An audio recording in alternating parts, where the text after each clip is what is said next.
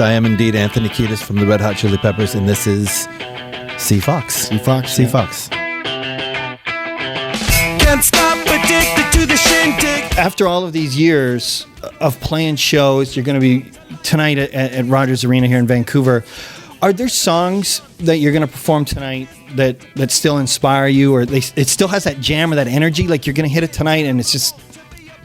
I think so. I mean, you tell me after you see it. I think we always feel inspired to play live music, even if it's songs that we've played many times before. For one thing, we have new songs that are pretty lively and full of spirit. I don't think we'd do it if we didn't feel like we could do justice to the music. Yeah, it's different every night. I mean, the song may have the same arrangement or whatever, but the energy is different, the crowd is different, the mood is different. The show is a thing as a whole. So even though there are these little songs that have been played many times, the animal of the show itself is always unique. So it could be a different show as a different song is the one that kind of emerges from the catalog. And we're not afraid to jam, to improvise, to play whatever we want in the spot. So yeah, we're not worried about that. You don't know my mind. You don't know my kind. Dark necessities are part of my design. Off the record, The Getaway, which, it's such a cool record, right? It's like I don't know what the word might be, but vibe, right? It's the feeling I get from it. I put it on vibe. I listen to a song like Dark Necessities, which has a brightness to it, but when you dive into the song, you're talking about, I don't know, a darkness, I guess. Like it sounds bright, but what you're talking about is sort of like a dark element. What are you trying to tell us with that song, Dark Necessities? Well, my goodness. I think the song speaks for itself. I hate to analyze poetry as a writer. It just seems like that's already been done. Mm-hmm. But yeah, I mean, darkness and light are friends, and seem to live side by side. And I don't think connecting with one of them eliminates the other. It's kind of a tandem. So it's okay for a song about the darkness that we all experience being delivered in a light vessel. Yeah, it's kind of like a juxtaposition, almost like when you listen to a song. Like it's like a fun song, but then when I dive into the track, I'm like, oh, is it about fun things? Yeah, is it a fun song? It's just about life. It's just about how sometimes it's hard and sometimes it's not. Yeah, maybe that's the best way to do it. With The Getaway, you guys changed maybe a fairly important direction with the band, working with Danger Mouse, working with Brian, whereas it's been like Rick Rubin for, forever with the band. A steady diet of Rick Rubin. You changed it up, on your 11th album, and what creative energy is he bringing to you guys, or how did it change how you went into putting together a record? Well, it was a drastic change because they're extremely different guys and have a very different process that they operate under. I don't know. You always feel like you need a little something new, a change. And we knew Brian. Josh used to be in a band with Brian. We liked him and respected him, and so when we made that choice to try something different, to just see what it would bring out of us, which was difficult because Rick is a friend and a big part of what we do. What are you doing, Mr. Smith? In my room. Apparently. Yeah. He was a good choice, and he ended up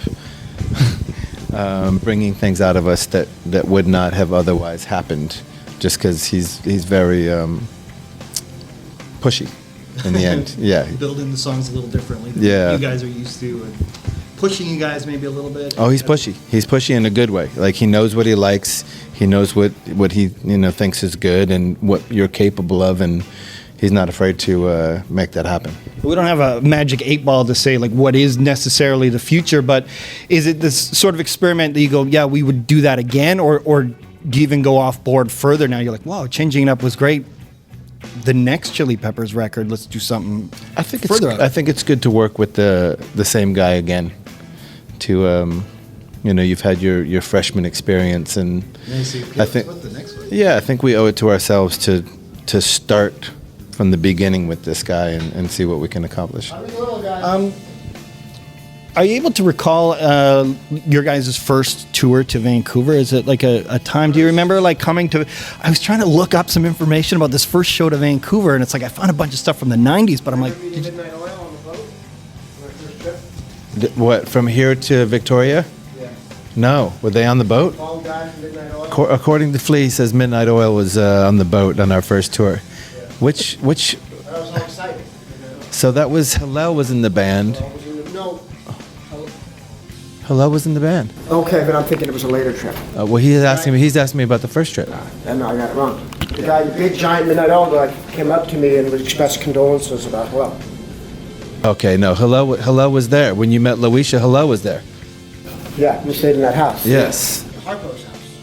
On oh Vic- yeah, so that's Victoria. Yeah. Yeah, But that's but we awesome. had played here. So was that? I guess we didn't get up here till Freaky Styley, right? Yeah, like with TSOL. No, Freaky Styley wasn't with. That was with Hillel. Yeah. Okay. So we have vague recollections. Yeah, this I was. I remember it exactly. I mean, the internet had vague recollections. I was like, okay, what was the first time Chili's came to Van? Maybe there's a remembrance there, but it's like. Yeah, I think it's Freaky Styley. I have a better memory of Victoria for some reason than I do of Vancouver, but I have plenty of early Vancouver memories. Some of them a bit dicey. Staying at the Harpo's house in Victoria, that's a legendary spot, too, so that's awesome. That's where he met the mother of his first child. oh, wow. Oh yeah. This tall drink of Canadian water walked through the door, and Hillel, myself, and Flea were all like, "What?" And for some reason, Flea just connected There's with the her. connection.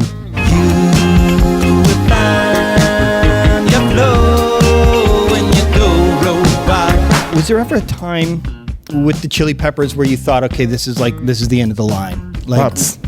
Yeah. like it will not continue past this point. Well, yes and no. It's kind of there have been many times when it seemed like we were sunk, but I think I always had an unrealistic optimism that somehow things would work out, even though I had no reason to believe that they would work out. I have that weird survivalist optimism, and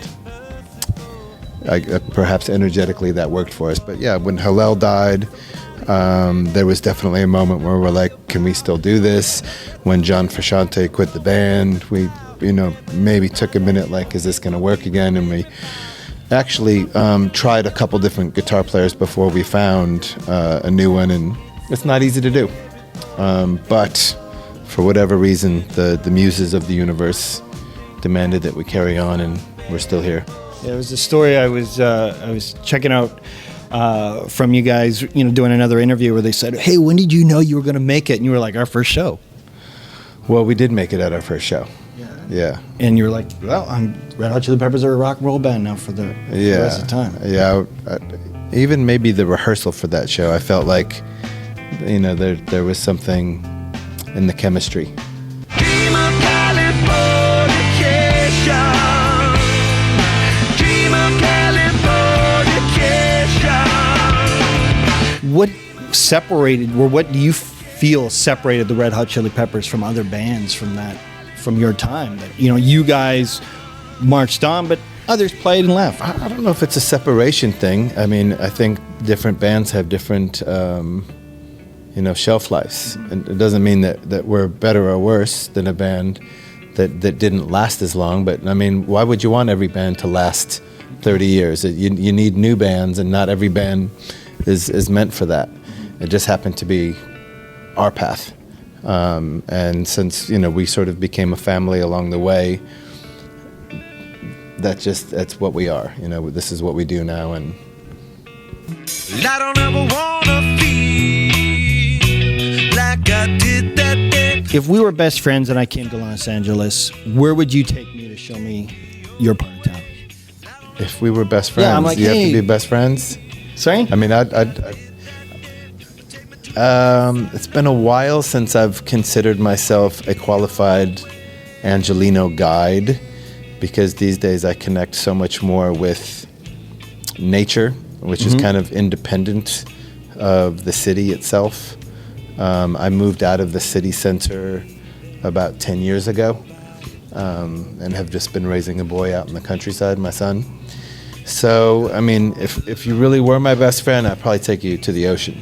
Okay, that's the place. Yeah, for Chill me. and see it and be Yeah, part just of it. get out in the ocean, and we have a lot of wildlife where I live, and So it's like whales and dolphins and sea lions and sharks and waves. And Well, that'll be a fun time then. That's awesome. Thank you so much for taking some time Okay. and hanging out with us today. Of course, pleasure. That was awesome.